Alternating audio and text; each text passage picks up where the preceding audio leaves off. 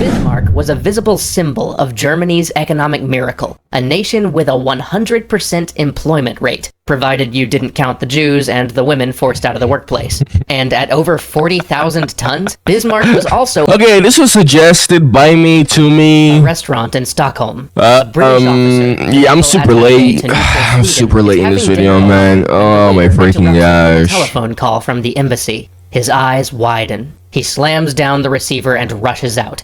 Waiting for him at the embassy is a Norwegian colonel, the man Swedish intelligence leaks to when they want information to land in British hands. He has a sighting report from a Swedish cruiser. They relay it to London via encrypted telegram, and it says, at 15... Wait, hold on a second. It's not like breaking neutrality.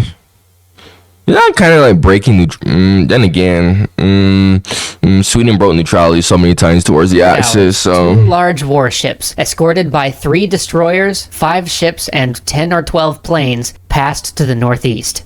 The ships are German, and the hunt is on.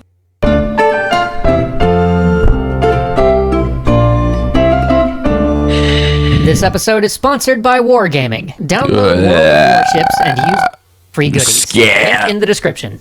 The Hunt for Bismarck is one of the most dramatic events of World War II. It's a story of great ships clashing in frozen waters, a tale of risk-taking, heroism, and shocking loss, and the blind luck that sometimes changes history. So when Wargaming contacted us again saying that they wanted to sponsor a series of episodes on the Bismarck, we jumped on that right away. But what makes the Bismarck story interesting isn't just the ships and the battles, it's the hunt. For the Royal Navy, the biggest problem wasn't sinking the Bismarck, it was finding it. This is a detective story writ large, an international manhunt that stretched from the icy seas of the Denmark Strait to the chattering computers of Bletchley Park. It will begin with an interrupted dinner and end with the destruction of the largest battleship on Earth.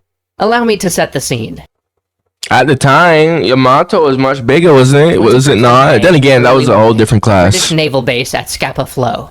Vice Admiral John Tovey, commander of the home fleet, is aboard his flagship thinking that this might finally be it. For days, German reconnaissance planes have passed above him, recording the position of his ships. Scapa Flow is a hard station, a barren rock and freezing seas, but it's also strategically crucial real estate. From their base in Scapa, Tovey's fleet guards the watery expanse that stretches between Greenland and Nazi-occupied Norway, and securing that line was the only thing keeping Britain alive. This is a crucial juncture in the war. The previous year, France had collapsed. German forces had occupied Norway and Denmark, and the Italians had entered the war on the side of its fascist ally, Germany. The Axis powers were now masters of Europe, and Britain stood alone, besieged in its own islands. As Luftwaffe raids pounded its cities, American supply convoys were the only thing keeping Britain in the fight. This was a tonnage war, measured in cargo delivered rather than ships sunk. Convoys raced through U-boat-infested waters to get...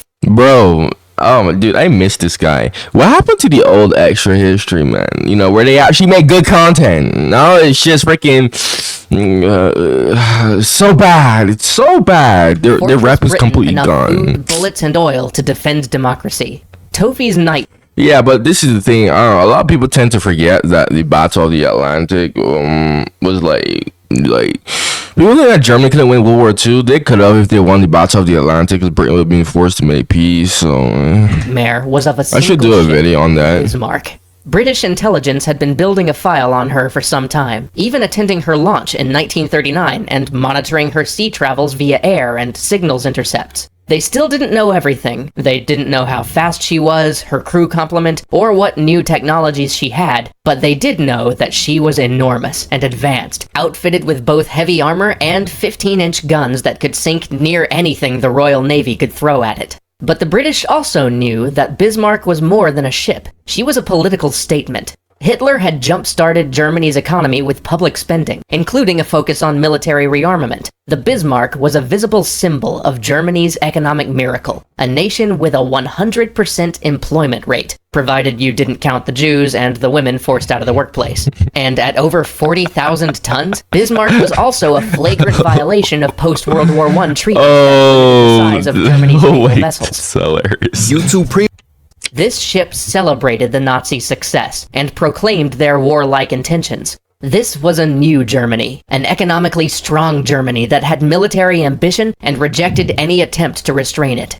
Oh, Germany was, yeah, Germany was economically strong on paper, but when you go below that, you realize that the cracks,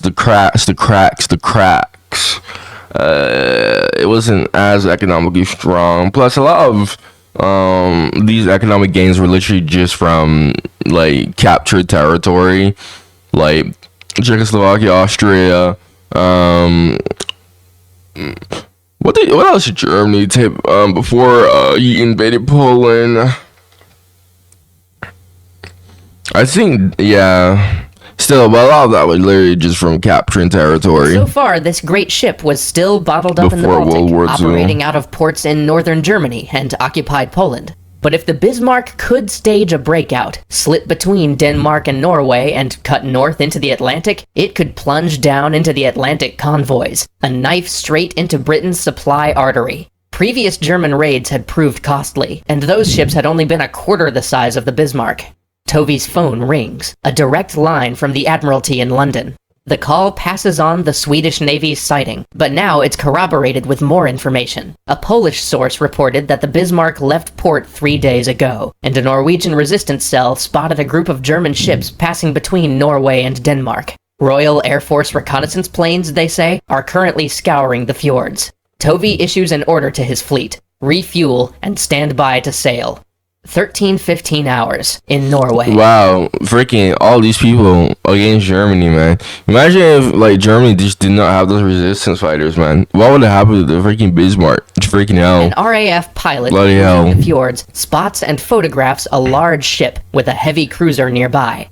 Back in Scotland, an analyst confirms the silhouette while the photos are still damp from the darkroom. It's the Bismarck, probably with the heavy cruiser Prinz Eugen. The photos confirm Tovy's greatest fear. Worse, the weather is deteriorating, with fog forecast overnight. Bismarck had probably been hiding in the fjords, waiting for just such weather to cover its dash to the Atlantic. Oh, bro. Oh. Yo, the unluckiness on the German side, bro. His plan. Holland will take his squadron to southern Iceland and hold there, staying in a position to intercept the Bismarck regardless of whether she sails down the east or the west coast of the island. Tovy will stay in Scapa in case the Bismarck tries to use the foul weather to sneak past the north side of Britain. The cruisers currently patrolling the Denmark Strait would stay on course with orders to spot and shadow the Bismarck, then radio its course so Holland can intercept. Holland's squadron slips out at midnight. 22nd of May at And German intelligence didn't pick this up? What the heck? German intelligence didn't pick this up? Come on. I'm sure the Germans would be keeping their eyes on the Royal Navy movement too. Like, just as much as the Royal Navy is doing to the Kriegsmarine. Wow. I'm mind blown. Hours in Norway. An RAF bombing raid hits the Bismarck's last known position, releasing their payloads blind due to the low clouds. Heavy fog, no sighting. Further reconnaissance flights are futile for the next several hours. Dude, this should have been like a red flag. Oh my gosh. This should have been the red flag to the Germans that, yo, they're on to us, bro. 2000 hours in the Scapa Flow. Admiral Tovy, who has been living next to the phone for the last 24 hours, receives a report from the Admiralty. A daring reconnaissance plane has flown low enough to break through the clouds. The Bismarck is gone. Any further reconnaissance flights are grounded due to poor weather. He orders the command to sail for Iceland immediately, hoping to fill any gaps in their screen. In the 30 hours since the last sighting of the Bismarck, the German raiders could have sailed 600 miles toward the Atlantic access points around Iceland. As Tovy leaves port, he radios Holland to say that Bismarck is heading his way, and that the fleet must maintain radio silence. The Bismarck has slipped through the first net. It must not slip through another. 23rd of May, 1922 hours, the Denmark Strait.